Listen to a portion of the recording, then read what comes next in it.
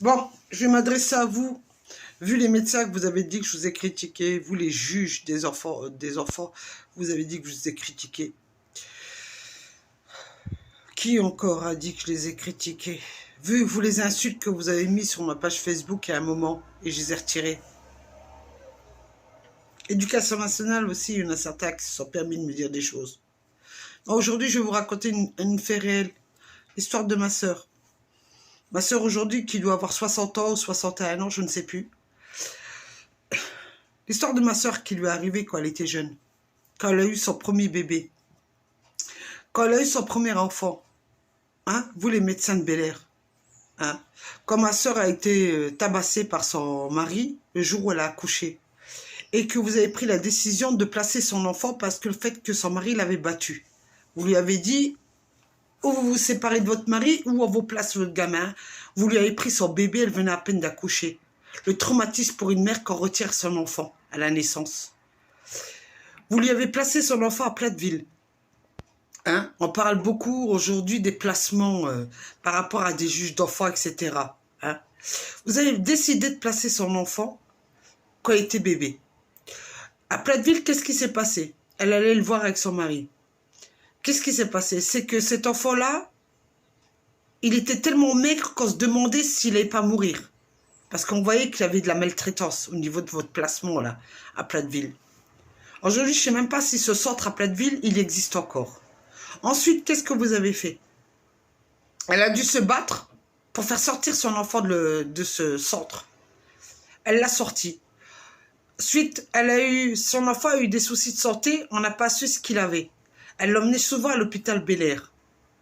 À l'hôpital Bel Air, on lui a donné un traitement, de la dépakine. On lui faisait des prises de sang à son gamin. Avant de lui donner la dépakine, cet enfant-là, elle a été à l'école. Quand il était à l'école, l'éducation nationale, qui fait partie de l'école, on montait un dossier contre ma soeur en disant que ma soeur ne savait pas s'occuper de son enfant et pour autant, elle venait de se séparer de son mari parce qu'elle avait divorcé. Mais je ne sais pas ce que vous avez, vous les juges, vous les médecins, à l'époque, contre les femmes qui se séparaient de leur mari qui divorçaient. Vous adoriez leur faire des ennuis. Vous adoriez leur faire des ennuis. Ma soeur là, elle s'est occupée de son enfant. Et malheureusement, son enfant est devenu autiste. On n'a pas su pourquoi il est devenu autiste. On n'a jamais su jusqu'à aujourd'hui. On ne sait pas la réponse. On ne la saura jamais. On ne sait pas ce qui s'est passé dans ce placement de Platteville. On ne sait pas aussi pourquoi il a eu autant de séquelles. Pourquoi vous avez monté un dossier en disant qu'elle ne savait pas s'occuper de son gamin, en sachant qu'elle l'emmenait tout le temps à l'hôpital Bel Air en pédiatrie, que vous lui faisiez des traitements et que vous lui avez donné la dépakine, en sachant qu'aujourd'hui, tout le monde s'est plaint de la dépakine et des séquelles de la dépakine. Et pour autant, ma soeur, vous avez dit que son fils ne supportait pas la dépakine, mais vous avez mis le doute à ma soeur. Vous avez dit qu'elle était cinglée, ma frangine, et pour autant, vous ne saviez pas que ma soeur était médium. Parce qu'elle ne s'est jamais vantée de dire qu'elle était médium. Mais elle savait très bien qu'il y avait un souci. Mais elle vous l'a dit, vous ne l'avez pas écouté. Ensuite, qu'est-ce qui s'est passé? Le gamin, il a grandi. Ouais. À 10 ans, vous lui avez arrêté la dépakine. Mais vous avez mis un dossier dans le dos de ma sœur. Ensuite, qu'est-ce qui s'est passé? Elle a eu un deuxième enfant avec son ex-mari. Mais vous lui avez reproché d'avoir eu un enfant avec son ex-mari sous prétexte que vous avez dit que c'était une pute. Parce que le fait de retourner avec son ex-mari, c'est une pute pour vous. Bien qu'après, elle l'a quitté. Parce qu'il a recommencé à être violent. Pour vous dire, mesdames, un mec ne change pas. S'il est violent une fois, il sera violent toute sa vie. Ça, maintenant, ma soeur, elle a compris sa leçon. Parce que depuis, elle ne s'est jamais remise avec quelqu'un. Ensuite, qu'est-ce qui s'est passé? Vous avez décidé, ce gamin-là, le deuxième qu'elle a eu, il était tout à fait normal. Il n'avait pas de soucis. Il allait à l'école, il n'y avait pas de problème. Si, un jour, ma soeur, elle a eu des histoires avec une dame. Parce que cette dame-là ne supportait pas ma soeur. Pour autant, ma soeur était devenue handicapée. Ma soeur, oui, elle est devenue handicapée parce que, avec tout ce qu'elle a encaissé, elle a attrapé une polyarthrite, rhumatoïde, plus du diabète. Mais qu'est-ce qu'ils ont fait, hein, l'éducation nationale?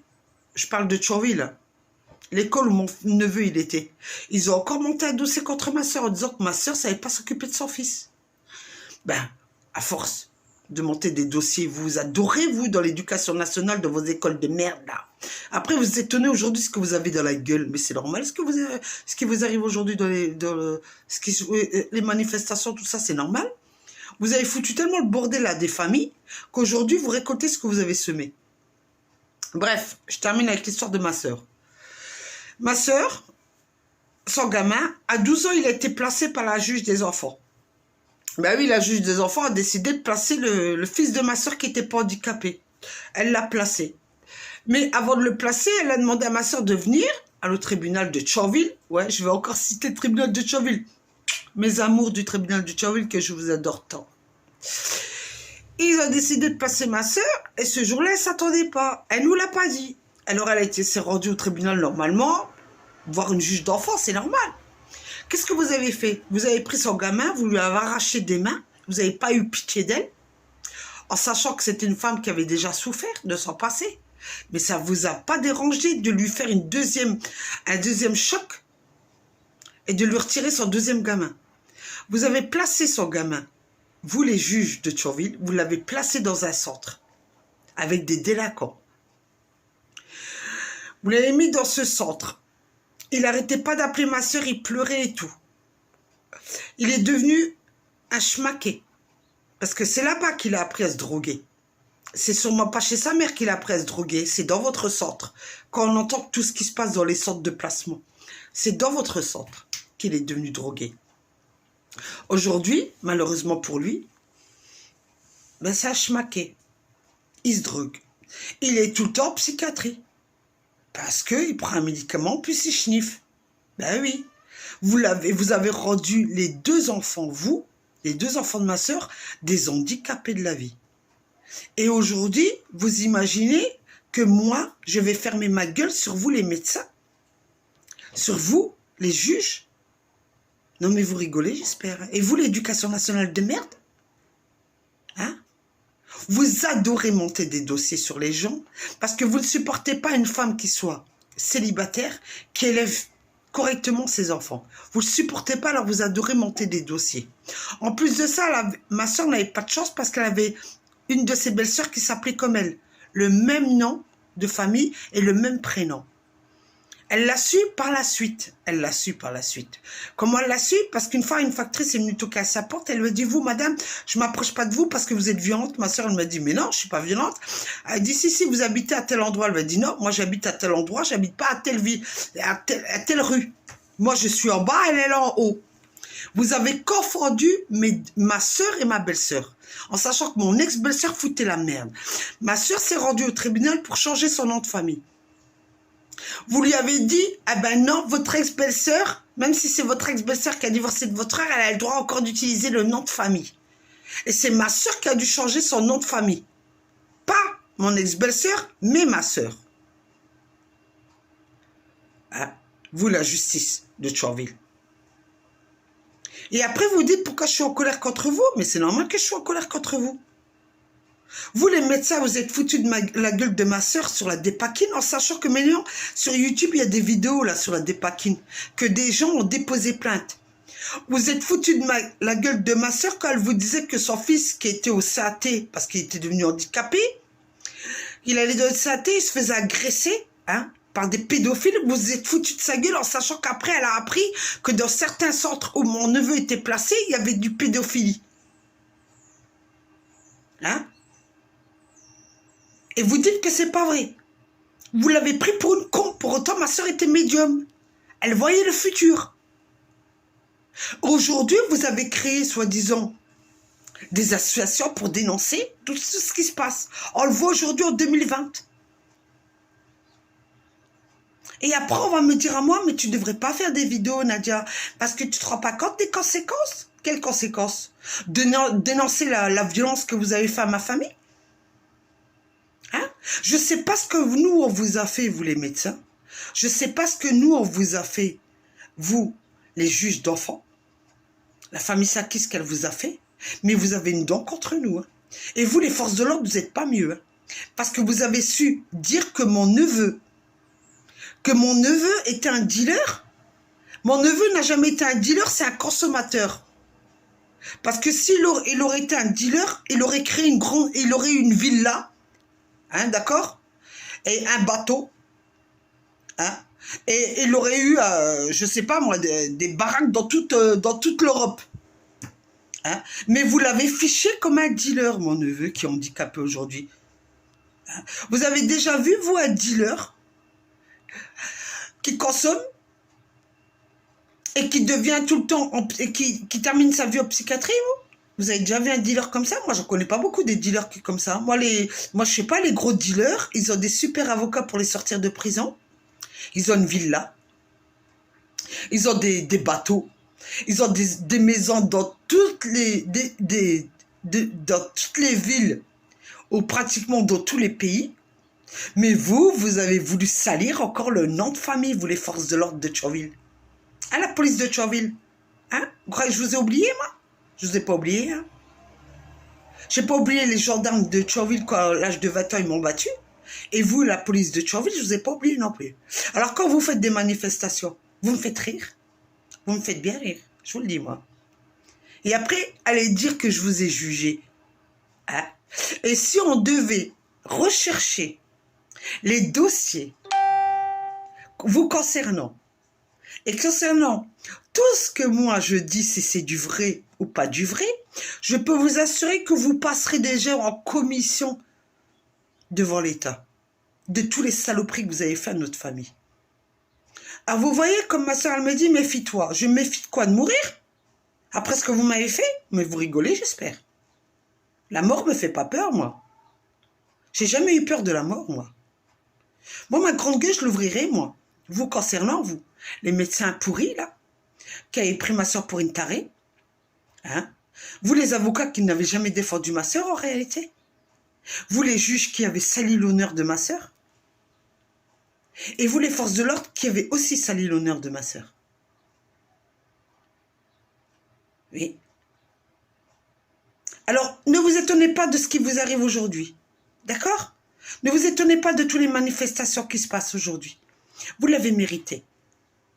Autant que je soutiens certaines personnes, autant qu'il y en a d'autres, je ne soutiendrai jamais.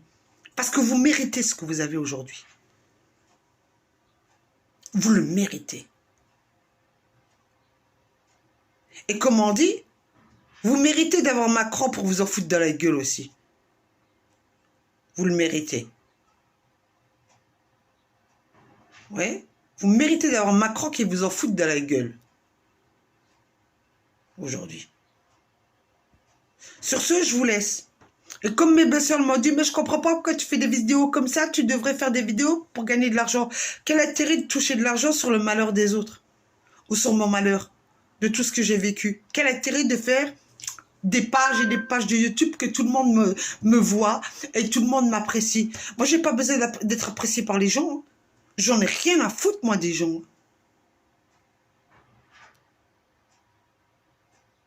Moi, je vous raconte des faits réels, je raconte pas du mitonnage, moi, sur mes pages YouTube, moi. Moi, quand j'utilise une chose, c'est pour vous dire la vérité.